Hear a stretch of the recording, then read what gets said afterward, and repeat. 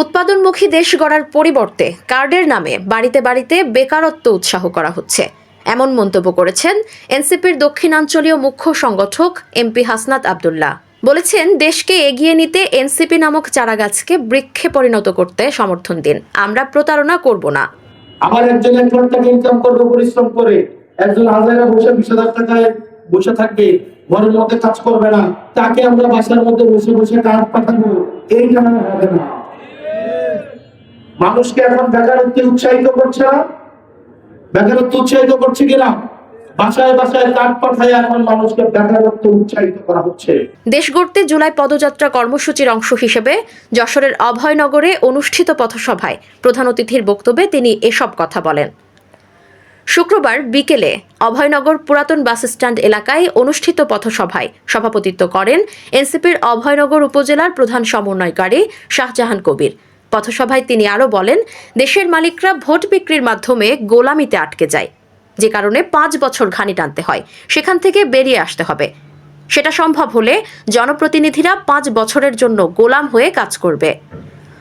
হাসনাত আব্দুল্লাহ রাজনীতিতে নারীদের অংশগ্রহণ বাড়ানোর তাগিদ দিয়ে বলেন, রাজপথে নারীদের ঢাল বানানো হলেও রাজনৈতিক সিদ্ধান্ত গ্রহণে তাদের উপেক্ষা করা হয়, কিন্তু দেশের 51% নারী জনগোষ্ঠীকে বাইরে রেখে সুষম রাষ্ট্র গঠন সম্ভব নয়।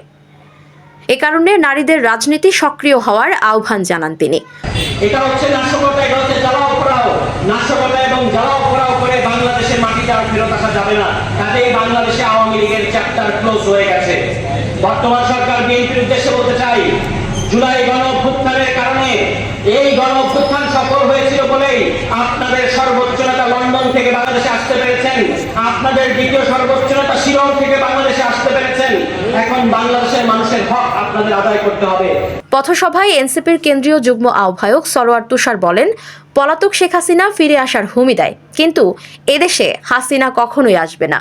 শেখ হাসিনা সহ তার পরিবারের কারোরই এদেশে দাফনও হবে না।